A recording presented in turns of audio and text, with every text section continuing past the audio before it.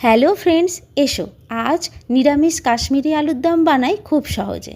এর জন্য প্রথমে দুটো মশলা রেডি করে 1 ইঞ্চি আদা, 2 চামচ মৌরি, দুটো কাঁচা লঙ্কা একসাথে বেটে রাখবো। আর একটা হচ্ছে 1 চামচ চারমগজ ও 7-8টা কাজু বাদাম একসাথে বেটে রাখবো।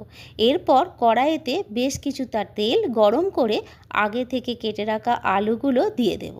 এবার আলুগুলোকে একটু সময় নিয়ে ভালো করে লাল লাল করে ভেজে নেব। কিছুক্ষণ ভাজার পর আমি 1 চামচ নুন দিয়ে আরও কিছুক্ষণ ভেজে নেব।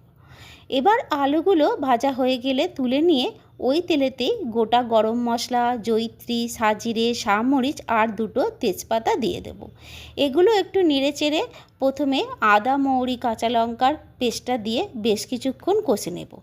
এবার ওই কাজু আর চারমগজ বাটার পেস্টটা দিয়ে আরও কিছুক্ষণ কষতে হবে।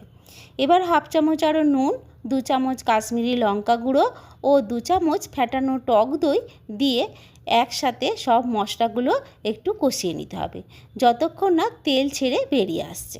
মশলা থেকে তেল ছেড়ে দিলে তারপর আলুগুলো দিয়ে সমস্ত মশলার সাথে মিশিয়ে 1 চামচ চিনি দিয়ে নেড়ে পরিমাণ মতো জল দিয়ে ফুটতে দেব।